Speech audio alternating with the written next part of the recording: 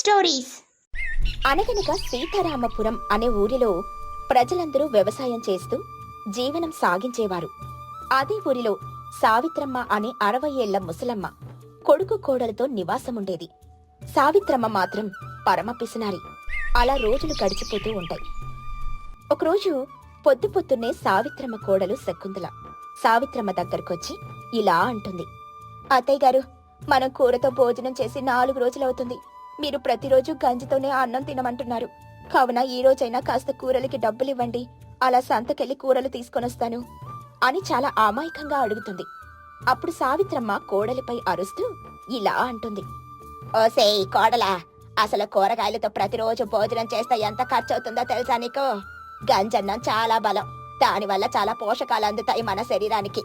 మా కాలంలో మేము గంజన్నమే తినేవాళ్ళం అని చెప్పి అక్కడి నుండి వెళ్లిపోతూ ఉండగా కొడుకు మహేష్ వచ్చి ఇలా అంటాడు. అమ్మా, నేను కూడా గంజన్నం ప్రతిరోజు తినలేకపోతున్నానమ్మా. కాబట్టి ఈరోజైనా కనీసం ఏదో ఒక కూర తెచ్చి అన్నం వండమ్మా. అలా అయితే కడుపు నిండా భోజనం చేస్తాను అని చాలా ఆప్యాయంగా అడుగుతాడు. కొడుకు మాట కాదనలేక సావిత్రమ్మ సరేలే అని ఊకొట్టి అక్కడి నుండి వెళ్లిపోతుంది. శకుంతల కూడా వెళ్లిపోతుంది. మహేష్ కూడా వెళ్లిపోతాడు. అలా కాసేపటి తర్వాత సావిత్రమ్మ పక్కింటి పార్వతమ్మ ఇంటికెళ్ళి ఇలా అంటుంది. అక్కయ్యా, పార్వతక్కయ్యా, ఏంటి ఈ మధ్యన అసలు కనబడ్డమే లేదే? ఎన్ని రోజులైందో నీతో మాట్లాడి. ఏంటి సంగతులు? అంత కొలాసయ్యేనా? పార్వతమ్మ తన మనసులో, ఏంటి ఈ పెసనారి సావిత్రమ్మ వచ్చింది, ఇది అసలు గొంత ఆగిపోతుందని మాటలే ఆడదు. అలాంటిది ఈరోజు ఎన్ని మాటలు నాతో ఆడిందంటే నా దగ్గర నుండి ఏదో ఆశిస్తోంది. చెప్పక్క సావిత్రక్క, ఏంటి ఇలా వచ్చావు మా ఇంటి దాకా? ఏమైనా పనుందా నాతో?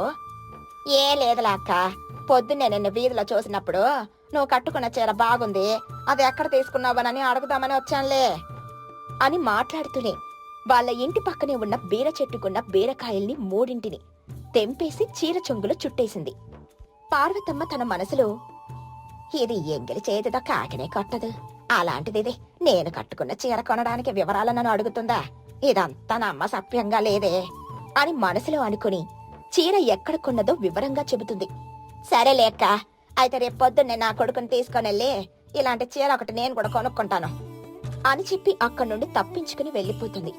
కాని పార్వతమ్మకు మాత్రం సావిత్రమ్మ ఎందుకు తన ఇంటికొచ్చిందో, మళ్ళీ ఎందుకు వెళ్లిపోయిందో అర్థం కాక శతమతమైపోయి ఆలోచిస్తూ అక్కడి నుండి వెళ్లిపోతుంది.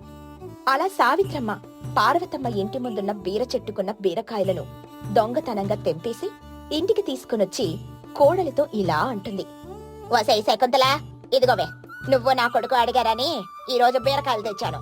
ఈ రోజు తెచ్చానని ప్రతిరోజు మాత్రం కూర కావాలని నన్ను ఇబ్బంది పెట్టమండే. అసలే ఈ రోజు ఈ 3 బీరకాయలు చాలా ఎక్కువ ధర పెట్టి మరీ కొన్నాను. ఇదిగో, ఇందులో ఒక బీరకాయతో పప్పు చెయ్యి, ఇంకొకటి రేపు పచ్చడి చెయ్యి, ఇంకో 3వ బీరకాయతో 3వ రోజు అట్లు పోసుకుని తిందాం. ఆ మాటలు విన్న శకుంతల అత్తగారిని కింద నుండి మీదకు ఒక్క చూపు చూసి ఇలా అంటుంది. అత్తయ్య గారు, మన ఇంట్లో ఉన్నది 3. ఇంతమందికి ఒక్క బీరకాయతో ఎలా కూర వండాలి? అది కూడా 3 పూటలకు వండాలి. అలా కాదత్తయ్య గారు, 3 బీరకాయల్ని ఈ రోజు కూర వండేస్తాను. ఓసేయ్, ఇలాంటి వెధవ నాటకాలు నాతో ఆడితే ఇప్పుడే ఈ బీరకాయల్ని పట్టుకుని వెళ్లి తిరిగి సంతలో అమ్మేస్తాను చూసుకో అని కోపంగా వాటిని పట్టుకుని వెళ్లిపోతూ ఉండగా అప్పుడు శకుంతల ఆవిడ్ని ఆపి ఇలా అంటుంది. అంత పని మాత్రం చేయకండి అత్తయ్య గారు, మీరు చెప్పినట్టే ఒక్క బీరకాయతో ఎలాగోలాగా కూర చేస్తాను అని చెప్పి ఆ బీరకాయని తీసుకుంటుంది. మిగతా 2 బీరకాయల్ని కూడా పార్వతమ్మ కోడలు ఎక్కడ కూర వండేస్తుందేమోనని భయంతో తీసుకునెళ్లి తన గదిలో ఉన్న బీరువాలో పెట్టేస్తుంది. అలా రోజులు గడిచిపోతూ ఉంటాయి. అలా ఒకరోజు సావిత్రమ్మ పిసినారితనంతో ఇంట్లో ఎవరిని సరిగ్గా తిననివ్వకుండా తాను కూడా తినకుండా చాలా ఇబ్బంది పెడుతూ ఉంటుంది. అప్పుడు శకుంతల మహేష్తో ఇలా అంటుంది. ఏవండి, మీ అమ్మ పిసినారితనం రోజు రోజుకి పెరిగిపోతుంది. అలాగే ఆవిడ ఈ వయసులో చాలా పౌష్టికాహారం తినాలి. కానీ ఆవిడ పిసినారితనంతో డబ్బులు ఖర్చయిపోతాయని భయంతో అస్సలు సరిగ్గా ఆహారమే తీసుకోవట్లేదు. పోనీ ఆవిడ రేపో మాపో చనిపోతుంది.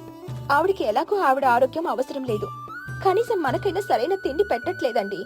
ఇలా అయితే చాలా కష్టమండి అని బాధపడుతూ ఉంటుంది. అప్పుడు మహేష్ శకుంతలను ఓదార్చుతూ ఇలా అంటాడు. శకుంతల, నువ్వు చెప్పేది నిజమే. నేను కూడా సరైన ఆహారం లేకపోవటం వల్ల పొలంలో సరిగా పనిచేయలేకపోతున్నాను. ఒంట్లో శక్తి సరిపోవటం లేదు. కానీ దీనికి మాత్రం మనం ఏదో ఒక పరిష్కారం ఆలోచించాలి. లేదంటే అమ్మ పిసినారితనంతో సరైన భోజనం పెట్టకుండా మనల్ని చంపేసేట్టుంది అని భార్యాభర్తలిద్దరూ ఆలోచిస్తూ ఉంటారు. ఇంతలో అక్కడికి సావిత్రమ్మ వచ్చి ఇలా అంటుంది. ఏంటి మొగుడు పెళ్ళాలిద్దరూ తెల్లవారి సమావేశ కార్యక్రమాలు పెట్టారు? ఇంకా ఎవరి పనిలోకి యాళ్ళు వెళ్ళలేదా? రే మహేష్, ఏరా నువ్వింకా పొలానికి వెళ్ళలేదు? ఏవే కోడలా, నువ్వింకా వంట ఏం చెయ్యట్లేదు? ఆ మాట విన్న శకుంతల అత్తపై కాస్త కసురుకుంటూ ఇలా అంటుంది. ఏం వంటలేండి అత్తయ్య గారు, అన్నమే కదా, ఉడకబెట్టేస్తాను. ఎంతసేపు? మనమేమైనా 2 రకాల కూరలు, అప్పడాలు, వడియాలతో ఏమైనా అన్నం తినాలా? ఉత్తి గంజి అన్నమే కదా అని నిరాశగా చెబుతుంది. అప్పుడు సావిత్రమ్మ కోడలపై కాస్త కోపం పడుతుంది. అలా కోప్పడుతున్న సావిత్రమ్మని మహేష్ ఆపి ఇలా అంటాడు. ఏంటమ్మా, ఎప్పుడు చూడు దానిపై కోపడతావు? అయినా నువ్వు నీ పిసినారితనంతో సరిగ్గా మాకు భోజనమే పెట్టట్లేదు. అయినా నువ్వు సరైన తిండి తినకుండా డబ్బులన్నీ దాచి ఎవరికిస్తావు? నాకే కదా ఇస్తావు. ఇలా ఈ పస్తులుండి దాచిన డబ్బు నాకు అక్కర్లేదమ్మా. కాబట్టి ఇప్పటికైనా ఆ పిసినారితనాన్ని వదిలి కాస్త డబ్బులు అవసరానికి ఖర్చు పెట్టు. నీకు వయసుతో పాటు చాదస్తం కూడా బాగా పెరిగిపోయింది. నాన్న కూడా నీ వల్లే, నువ్వు సరిగా భోజనం పెట్టకపోవటం వల్లే చనిపోయాడు అని చాలా గట్టిగా కోపంగా అరుస్తాడు. అప్పుడు సావిత్రమ్మ కొడుకుతో ఇలా అంటుంది. చూడ్రా మహేష్, నా బాధ నీకిప్పుడు తెలియదురా. ఇప్పుడు మనం రూపాయి పొదుపు చేస్తూ దాస్తేనే అది రేపు మనకు భవిష్యత్తులో అవసరానికి ఉపయోగపడుతుంది. ఆ మాట విన్న శకుంతల అత్తపై కాస్త కోప్పడుతూ ఇలా అంటుంది. అత్తయ్య గారు, మీరు చెప్పినట్టే ఇప్పుడు రూపాయి పొదుపు చేసి దాయాలి. మీరు చెప్పింది నిజమే, కాని మనము పుష్టిగా 3 పూటలా తిని అప్పుడు డబ్బు సంపాదించాలి. మనం కడుపు పస్తుంచుకొని మరీ డబ్బులు దాస్తే చివరికది మన అనారోగ్యంపై ప్రభావం చూపుతుంది. మన ఆరోగ్యం సరిగ్గా లేనప్పుడు ఎంత డబ్బున్నా అది వృధాయేగా అని చెప్పి అక్కడి నుండి వెళ్లిపోతుంది శకుంతల. శకుంతల అంత చెప్పినా కూడా సావిత్రమ్మ ఆ మాటలేమీ చెవికెక్కించుకోకుండా అక్కడి నుండి వెళ్లిపోతుంది. మహేష్ కూడా వెళ్లిపోతాడు. అలా రోజులు గడిచిపోతూ ఉంటాయి. అయినా సరే సావిత్రమ్మ పిసినారితనం మాత్రం రోజు రోజుకి పెరిగిపోతుంది, కాని తగ్గట్లేదు. అలా వయసు మీద పడుతూ ఉంటే సావిత్రమ్మ పిసినారితనంతో సరైన ఆహారం తినకపోవడం వలన ఒకరోజు హఠాత్తుగా ఇంట్లో కళ్ళు తిరిగి పడిపోతుంది. అప్పుడు మహేష్ కంగారుగా వైద్యుణ్ణి పిలుస్తాడు. అప్పుడు వైద్యుడు ఇంటికొచ్చి సావిత్రమ్మని చూసి ఇలా చెబుతాడు. చూడండి బామ్మ, మీరు చాలా పెద్ద వయసు గలవారు. దాదాపు మీకు 60 ఏళ్లు దాటే ఉంటాయి. కాబట్టి మీరు ఈ వయసులో చాలా పుష్టికరమైన ఆహారం తినాలి, అలాగే మందులు వాడాలి. అలా అయితేనే మీ ఆరోగ్యం అదుపులో ఉంటుంది. లేదంటే ఇక మీ ఇష్టం. ఆ మాట విన్న సావిత్రమ్మ అక్కడ కూడా తన పిసినారితనం చూపించి ఇలా అంటుంది. అయ్య బాబోయ్, పౌష్టికరమైన ఆహారం అంటే అన్నం, కూర, పప్పులు అన్నీ వండాలి అంటే చాలా ఎక్కువ డబ్బులు ఖర్చు అయిపోతాయి. వైద్యుడు గారు, ఇలా డబ్బుతో కాకుండా ఊరికి నయం అవ్వదా నాకొచ్చిన రోగం అని వైద్యుడితో కూడా బేరం మాట్లాడుతుంది.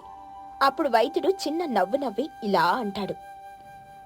చూడు బామ్మ, ఇప్పుడు గాని నువ్వు సరైన ఆహారం తీసుకోకపోతే నువ్వు భవిష్యత్తులో నడవలేక నీ 2 కాళ్ళు చచ్చుబడిపోతాయి.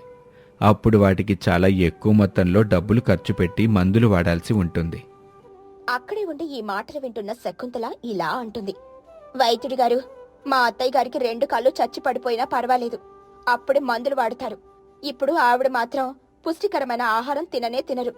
అలా మంచి ఆహారం తింటే చాలా ఎక్కువ డబ్బులు ఖర్చు అయిపోవు అని వెట్టకారంగా అంటుంది. అప్పుడు సావిత్రమ్మ శకుంతలని కసురుకుంటూ ఇలా అంటుంది. ఓసే, నువ్వు వండవే కాసేపు. గోటితో పోయిన దాన్ని గొడ్డలి వరకు తీసుకొనొస్తావేంటి? మంచి ఆహారం తింటే నా ఆరోగ్యం కుదుట పడిపోయేదానికి అనారోగ్యంతో కాలు చచ్చి పడిపోయాక అంత డబ్బు ఖర్చు పెట్టే మందులు వాడాల్సిన పనేముంది చెప్పు? సరే వైద్యుడి గారు, మీరు చెప్పినట్టుగానే ఈ రోజటి నుండి నేను మంచి పుష్టికరమైన ఆహారం తింటాను. చూడండి బామ్మ, మీరు మంచి భోజనం తినటంతో పాటు మీ ఇంట్లో వాళ్ళందరూ కూడా అదే భోజనం తినేట్టు చెయ్యాలి. లేదంటే వాళ్లకి కూడా మీకొచ్చిన పరిస్థితే వస్తుంది.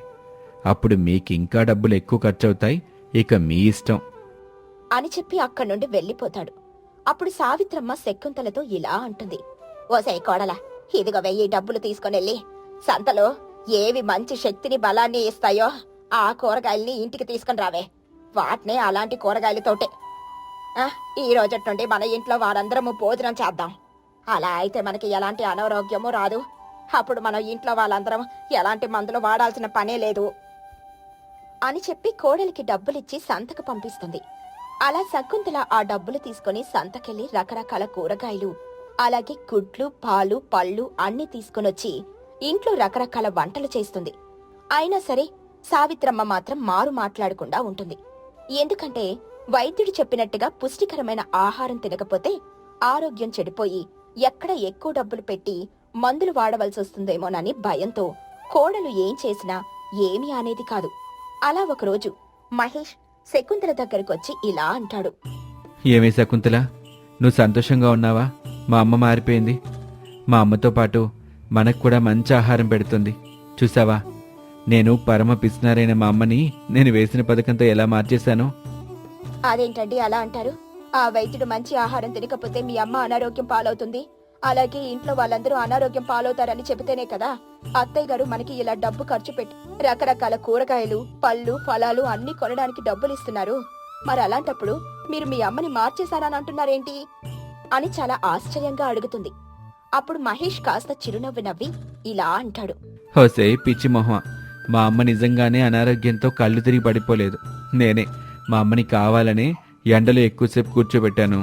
అలా ఎక్కువసేపు ఎండలో ఉండి ఇంట్లోకి రావటం వల్ల మా అమ్మ కళ్ళు తిరిగి పడిపోయింది. దాన్ని నేను అవకాశంగా తీసుకొని వైద్యుని పిలిపించి వైద్యుడి చేత అలా చెప్పించాను అని జరిగిందంతా చెబుతాడు.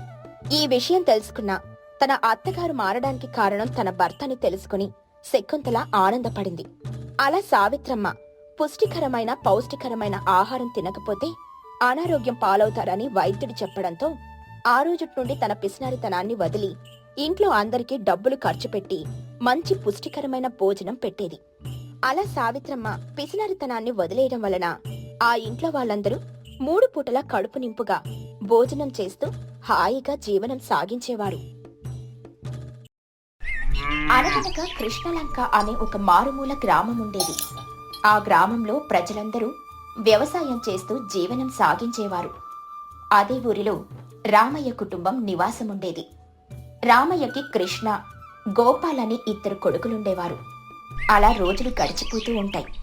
ఒకరోజు రామయ్య తన పెద్ద కొడుకైన కృష్ణతో, కృష్ణ, నీకొక విషయం చెప్పాలరా. మీ చిన్నప్పటి నుంచి నాకు ఆరోగ్యం సహకరించకపోవటం వల్ల ఇంటిని పోషించటం కోసం నిన్ను కూడా నాతో పాటు పనికి తీసుకెళ్లేవాణ్ణి. కానీ ఇప్పుడు నీ తమ్ముని మాత్రం అలా చేయకూడదురా, అని బాగా చదివించాలి అని చాలా ప్రాధేయంగా అంటాడు. అప్పుడు కృష్ణ ఆ మాట విని, అదే నన్ను అలా అంటారు? తమ్ముని చదివించటం అన్నయ్యగా నా బాధ్యత. నేనే వాణ్ణి ఎంత డబ్బు ఖర్చైనా బాగా చదివిపిస్తాను. కృష్ణ, నువ్వు వాడి చదువుకి డబ్బులు పెట్టనవసరం లేదురా. ఎందుకంటే నేను నాకున్న 2 ఎకరాల పొలంలో 1 ఎకరం నీకు, ఇంకొక ఎకరం వాడి పేరున రాశాను. కాబట్టి 1 ఎకరం పొలాన్ని అమ్మేసి ఆ వచ్చిన డబ్బులతో వాడిని చదివిస్తాను. కానీ నువ్వు కాస్త వాడిని ఉత్సాహపరచరా, బాగా చదువుకోమని చెప్పు. అంతే చాలు. నీ మాట వాడు తూచా తప్పకుండా పాటిస్తాడు. నాన్న, డబ్బులు సహాయం ఎలాగో మీరు నన్ను చేయనివ్వలేదు, కాబట్టి మాట సహాయమే కదా, నేను తప్పకుండా చేస్తాను. వాడికి బాగా చదువుకోమని గట్టిగా చెప్తాను అని చెప్పి అక్కడి నుండి వెళ్ళిపోతాడు. అలా రోజులు గడిచిపోతూ ఉంటాయి. గోపాల్ ఆ ఊరిలో చదువుకోవడం పూర్తయిపోతుంది. ఇంకా పై చదువుల కోసం పట్నం వెళ్లాల్సి వస్తుంది. అప్పుడు కృష్ణ గోపాలం పేరున ఉన్న 1 ఎకరం పొలాన్ని అమ్మి ఆ వచ్చిన డబ్బులతో గోపాలాన్ని పై చదువుల కోసం పట్నం పంపిస్తాడు.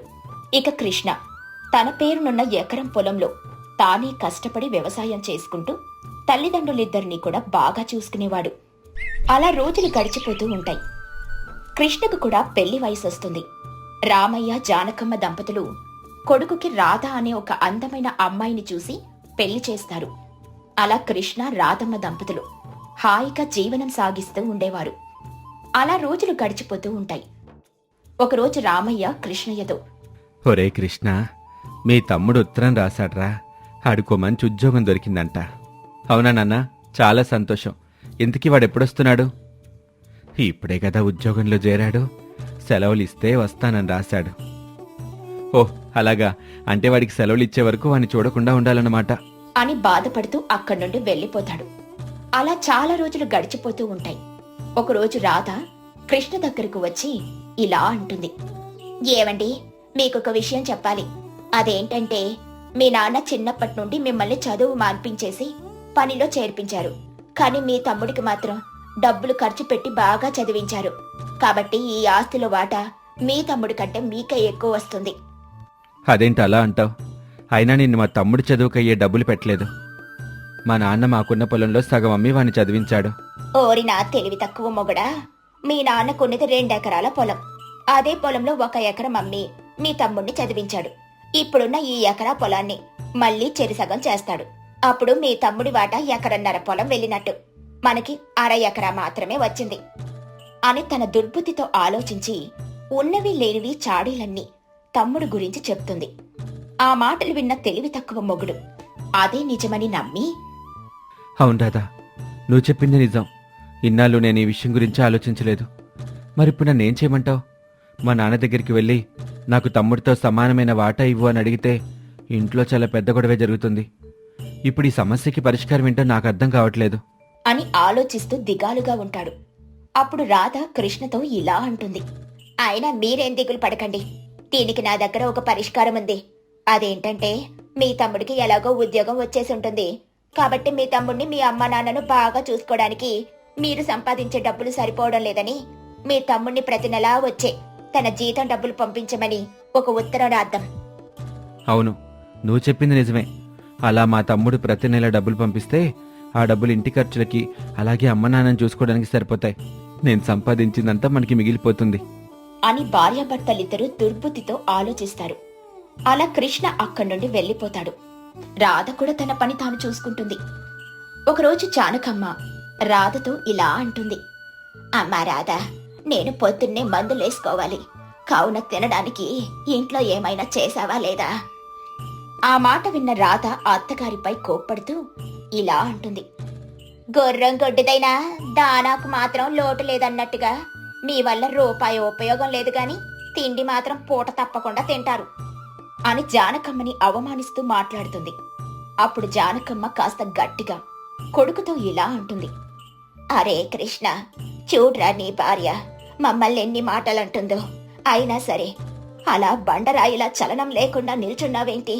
నీ తల్లిదండ్రులను అలా అవమానిస్తూ మాట్లాడుతుంటే నీకు నీ భార్యపై కోపం రావడం లేదా?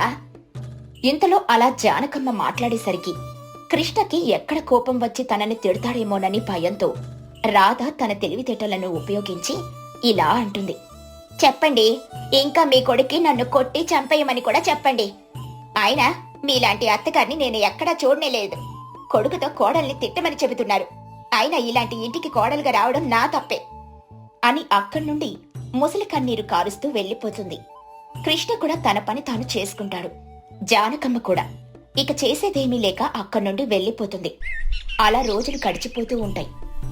ఒకరోజు అందరూ ఇంట్లో కూర్చునుండగా రాధ అత్తమామలతో కృష్ణతో ఇలా అంటుంది.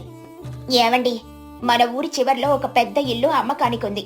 ఈ చిన్న ఇంట్లో మనం నలుగురం చాలా ఇబ్బందిగా ఉండవలసి వస్తుంది.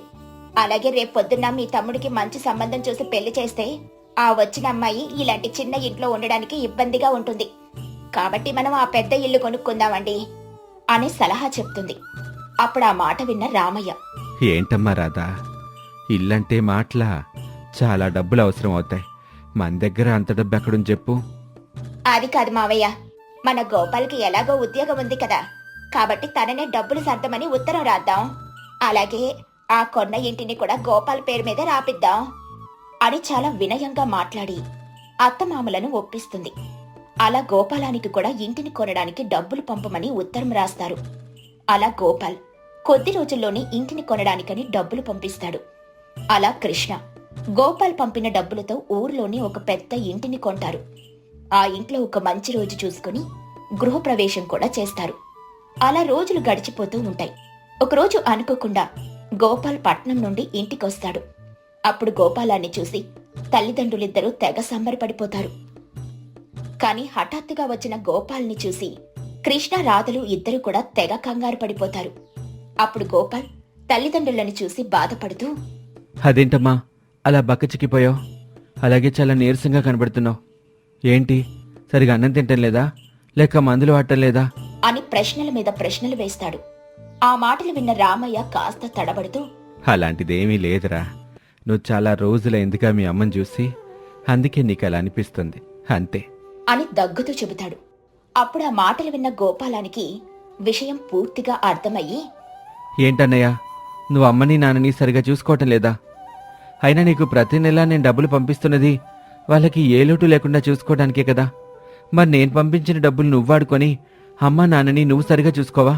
అయినా నువ్వు అసలు కొడుకువేనా? చూడు అమ్మా నాన్న ఎంత అనారోగ్యంతో ఉన్నారో అని చాలా రకాలుగా తిట్టి కొట్టడానికి వెళ్ళబోతూ ఉండగా గోపాలాన్ని రాధ ఆపి ఇలా అంటుంది. ఏమయ్యా గోపాలం, ఏంటి చెయ్యలేస్తుంది? ఆయన నువ్వెప్పుడో చిన్నప్పుడు చదువు కోసమని పట్నం వెళ్ళిపోయావు. అప్పట్నుండి మీ అమ్మా నాన్నని మీ అన్నయ్యే కదా చూసుకుంటున్నాడు. నువ్వు మాత్రం పట్నంలో హాయిగా బలాదొర్లు తిరుగుతావు. ఇక్కడ మాత్రం మీ అన్నయ్య కష్టపడి మీ అమ్మా నాన్నని చూసుకోవాలా? ఆయన నువ్విచ్చిన డబ్బులు వాళ్ళ మందులకే సరిపోవట్లేదు.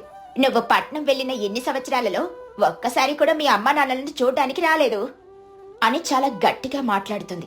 అప్పుడు గోపాలం, అయినా నేను ఇన్నాళ్ళు కష్టపడి సంపాదించిన డబ్బులన్నీ ఇల్లు కొంటామంటే మీకే కదా పంపించాను. అందుకే ఇన్నాళ్ళు మీ దగ్గరికి రావడానికి డబ్బులు లేక రాలేదు. అంతేకాని అమ్మా నాన్నని చూసుకోలేక కాదు. అమ్మా నాన్నల్ని సంతోషంగా చూసుకుంటావని వాళ్ల బాధ్యత నీకప్పగిస్తే వాళ్ళని నువ్వు చూసుకునేది ఇలాగా అని మళ్ళీ కృష్ణని గోపాల్ కోపంగా కొట్టడానికని వెళ్తాడు. అప్పుడు రాధ గోపాలాన్ని ఆపి ఇలా అంటుంది. ఏంటి మాట్లాడితే కొట్టడానికి దూసుకొని వస్తున్నావు? ఆయన మా ఇంట్లో నువ్వెవరివి మమ్మల్ని అనడానికి, కొట్టడానికి? వెంటనే నువ్వు మీ అమ్మ నాన్నని తీసుకుని నా ఇంటి నుండి బయటకెళ్ళు అని కోపంగా అంటుంది.